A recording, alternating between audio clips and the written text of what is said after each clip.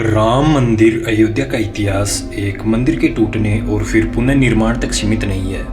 अयोध्या के राम मंदिर का इतिहास सदियों पुराना है। लाखों वीरों के बलिदानों पर यह मस्जिद बनाई गई थी। आपको क्या लगता है, हमने यूं ही मंदिर ढहाने दिया होगा? हमारे वीरों ने इनका सामना नहीं किया होगा? मंदिर में जितने ईंट पत्थर नहीं लगे होंगे, जितने हमारे वीरों ने इस मंदिर को बचाने के लिए अपने शीश कटवा दिए थे। राम मंदिर के टूटने का इतिहास तब से शुरू होता है जब एक आक्रमणकारी अपनी क्रूरता और छल कपट के बल पर दिल्ली की गद्दी हथियाने में सफल हो जाता है। यह मंदिर निर्माण सिर्फ ईंट पत्थरों से बनी संरचना नहीं है, यह उन मानव मूल्यों को फिर से स्थापित करने की कोशिश है जो भारत भूमि से मिटाने की कोशिश की गई। अब चलते हैं अयोध्या, भगवान राम और राम मंदिर के इतिहास की ओर, जिसके लिए 500 वर्षों का भीषण संघर्ष किया गया।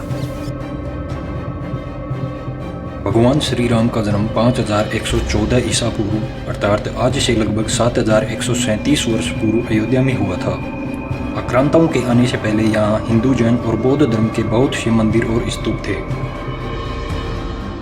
इतिहासकार कहते हैं विदेशी आक्रमणकारी बाबर के आदेश पर 1527 से 28 ईस्वी में अयोध्या में बने भव्य राम मंदिर को तोड़कर एक मस्जिद का निर्माण किया गया। कालांतर में बाबर के नाम पर ही इस मस्जिद का नाम बाबरी मस्जिद रखा गया। जब मंदिर तोड़ा जा रहा था उस समय राम जन्मभूमि पर सिद्ध महात्मा श्यामनंदन जी महाराज का अधिकार था। उस समय बीटी के राजा मेहताब सिंह बद्री नारायण ने मंदिर को बचाने के लिए बाबर की सेना से युद्ध लड़ा। कई दिनों तक युद्ध चला और अंततः हजारों योद्धा वीर गति को प्राप्त हो गए और मंदिर को न बचा सके। इतिहासकार कनिंघम अपने लखनऊ गेजेटियर के 66वें अंक के पृष्ठ 3 पर लिखता है, 1,74,000 हिंदुओं के बलिदान के पश्चात ही मीर बाकी अपने मंदिर तोड़ने के अभियान में सफल हो पाया था। सोचकर देखिए कितने ही वीरों ने राम मंदिर के एक एक पत्थर के लिए अपना शीश न्यौछावर कर दिया था। उस समय अयोध्या से 6 मील की दूरी पर स्थित सनेतु नाम के गांव के पंडित देवीदीन पांडे ने आसपास के गांवों सराय, सिसिंदा, राजेपुर आदि के सूर्यवंशी क्षत्रियों को एकत्रित किया और फिर से युद्ध हुआ। पंडित देवीदीन पांडे सहित हजारों वीर एक बार फिर से वीर गति प्राप्त हो गए और मुगल सेना जीत गई, लेकिन प्रयास खत्म नहीं हुए, रक्त शिथिल नहीं हुआ। पंडित देवीदीन पांडे की मृत्यु के 15 दिन बाद हंसवर के राजा रणविजय सिंह ने सिर्फ हजारों सैनिकों के साथ मीरबाकी की विशाल और शस्त्रों से सुसज्जित सेना से राम जन्मभूमि को मुक्त कराने के लिए आक्रमण किया, लेकिन जन्मभूमि की रक्षार्थ महाराजा सहित अनेकों वीर गति को प्राप्त हो गए। इसके बाद राजा रणविजय सिंह की पत्नी रानी जयराज कुमारी हंसावर ने अपने पति की वीरगति के बाद स्वयं जन्मभूमि की रक्षार्थ संघर्ष करने का बीड़ा उठाया और 3000 नारी सेना के साथ राम जन्मभूमि पर आक्रमण कर दिया और हुमायूं के समय तक उन्होंने छापामार युद्ध जारी रखा। स्वामी महेश्वरानंद जी ने सन्यासियों की सेना बनाई। रानी जयराज कुमारी के नेतृत्व में यह युद्ध चलता रहा, लेकिन स्वामी महेश्वरानंद और रानी जयराज कुमारी अपने सैनिकों के साथ हुमायूं की सेना से लड़ते हुए अंततः वीरगति को प्राप्त हो गए और जन्मभूमि पर मुगलों का अधिकार हो गया। मुगल बादशाह अकबर के समय शाही सेना हर दिन के इन युद्धों से कमजोर हो रही थी। अतः अकबर ने बीरबल और टोडरमल के कहने पर वहां खसकी टाट से एक 3 फीट का छोटा सा मंदिर बनवा दिया। अकबर की इस कूटनीति से कुछ दिनों के लिए राम जन्मभूमि में रक्त नहीं बहा और यह नीति शाहजहां के समय तक चलती रही। फिर औरंगजेब के काल में हिंदुओं पर भयंकर दमन चक्र चलाकर उत्तर भारत से हिंदुओं के सफाई का प्रण लिया गया। उसने लगभग 10 बार अयोध्या पर अभियान चलाकर यहाँ के प्रमुख मंदिरों और मूर्तियों को तोड़ डाला।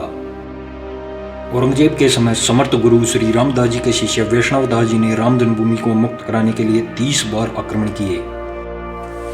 अयोध्या के राम मंदिर का इतिहास इन 500 वर्षों में काफी संघर्षमय रहा है, जिसके लिए काफी भीषण संघर्ष किया गया और लाखों हिंदुओं ने मंदिर का एक एक पत्थर बचाने के लिए अपने शीश न्यौछावर कर दिए। नसीरुद्दीन हैदर के समय में मकरई के राजा के नेतृत्व में जन्मभूमि को प्राप्त करने के लिए हिंदुओं के 3 आक्रमण हुए, जिसमें बड़ी संख्या में हिंदू वीरगति को प्राप्त हुए। लेकिन ये युद्ध राम जन्मभूमि की रक्षार्थ लड़े गए पिछले उन युद्धों से अलग था, क्योंकि इस बार जन्मभूमि की रक्षार्थ नागा साधु युद्ध में कूद पड़े। नागा साधुओं के मैदान में उतरते ही युद्धभूमि में भयंकर कोहराम मच गया और मुगल सेना में मारकाट मचा दी। अतः इस बार चिमटाधारी साधुओं की सेना के साथ मिलकर हिंदुओं ने मुगल शाही सेना को धूल चटा दी और जन्मभूमि पर पुनः हिंदुओं का अधिकार हो गया। लेकिन कुछ दिनों के बाद विशाल मुगल सेना ने पुनः जन्मभूमि पर अधिकार कर लिया और हजारों राम भक्त वीर गति को प्राप्त हो गए। नवाब वाजिद अली शाह के समय में पुनः हिंदुओं ने राम जन्मभूमि के रक्षार्थ आक्रमण किया।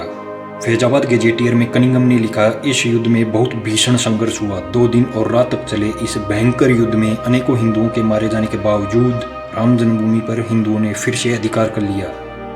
इतिहासकार कनिंघम लिखता है, अयोध्या का यह सबसे बड़ा हिंदू मुस्लिम संघर्ष था। हिंदुओं ने अपना उद्देश्य पूरा किया और औरंगजेब द्वारा विध्वंस किए हुए चबूतरे को फिर से वापस पाया। चबूतरे पर हस्की टाट से 3 फीट का छोटा सा मंदिर बना लिया, जिसमें पुनः रामलला की स्थापना की गई। लेकिन बाद के मुगल शासकों ने फिर से इस पर अधिकार कर लिया। इसे ध्वस्त करने की कोशिश की गई। विश्वास कीजिए, यह एक मंदिर का ढांचा नहीं था, यह एक पूरे सांस्कृतिक विध्वंस और पूरे सांस्कृतिक सुदृढ़ता के बीच युद्ध चल रहा था, जहां पर हिंदू अपनी संस्कृति की धरोहर बचाने में जुटा था और मुगल आक्रांता उस सांस्कृतिक धरोहर का विध्वंस करने में लगे थे। इस तरह राम मंदिर की दरार ने अपने आंगन में बहुत बार विध्वंस देखा है। सबसे पहली बार 1853 ईस्वी में अयोध्या में हिंदू मुस्लिम दंगे हुए।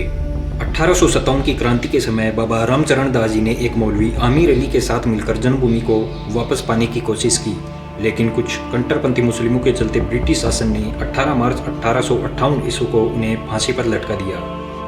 विवाद बढ़ने पर ब्रिटिश शासन में 1859 में अंग्रेजी शासकों ने मुस्लिमों के पक्ष में बाबरी मस्जिद और हिंदुओं को एक चबूतरा दे दिया, जहां बाबरी मस्जिद के अंदर मुस्लिम नमाज अदा करते थे और बाहर चबूतरे पर हिंदू पूजा करते थे।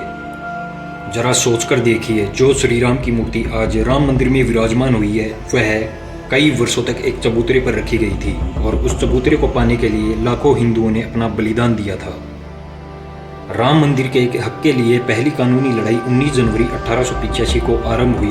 तब हिंदुओं के एक महंत रघुवीर दास ने राम मंदिर के मामले को पहली बार फैजाबाद के न्यायाधीश पंडित हरिकृष्ण के सामने रखा और दावा किया कि बाबरी मस्जिद पहले श्री राम का मंदिर थी। इसके बाद का असली खेल भारत के आज़ाद होने के बाद शुरू हुआ, जब 1947 में भारत सरकार ने मुस्लिमों को विवादित स्थल से दूर रहने का आदेश दिया और मस्जिद के मुख्य द्वार पर ताला लगा दिया। 23 दिसंबर 1949 को असली विवाद आरंभ हुआ, जब भगवान श्री राम की मूर्तियां मस्जिद में मिली।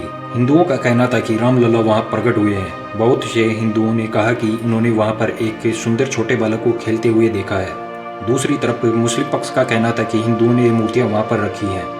इसके बाद दोनों पक्षों ने मुकदमा दायर किया, जिसमें यूपी सरकार की अगुवाई में मूर्तियां वहां से हटवाई गई और सरकार ने इस स्थल को विवादित स्थल घोषित किया। इसके बाद 1984 में कुछ हिंदुओं ने विश्व हिंदू परिषद के नेतृत्व में एक समिति का गठन किया, जिसके नेता लाल कृष्ण आडवाणी बने। 1986 में जिला मजिस्ट्रेट ने हिंदुओं की प्रार्थना के लिए मस्जिद का ताला खुलवा दिया। उधर मुस्लिमों ने विरोध में बाबरी मस्जिद संघर्ष समिति का गठन किया।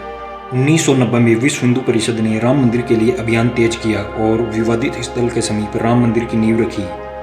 20 अक्टूबर 1990 को हजारों राम भक्तों द्वारा विवादित ढांचा गिरा दिया गया। 2 नवंबर 1990 को मुलायम सिंह ने कार सेवकों पर गोलियां चलाने का आदेश दे दिया, जिसमें सैकड़ों राम भक्तों ने अपना बलिदान दिया और सरयू नदी के तट पर वीर गति प्राप्त राम भक्तों का अंबार लग गया। सपा नेता मुलायम सिंह यादव को इस्तीफा देना पड़ा। इसके बाद 6 दिसंबर को कार सेवकों सहित हजारों राम भक्तों ने बाबरी ढांचे को ढहाकर समतल कर दिया। उस समय यूपी में कल्याण सिंह की सरकार थी। दोपहर 12 बजे से लेकर शाम के 5 बजे तक बाबरी ढांचा समतल हो चुका था।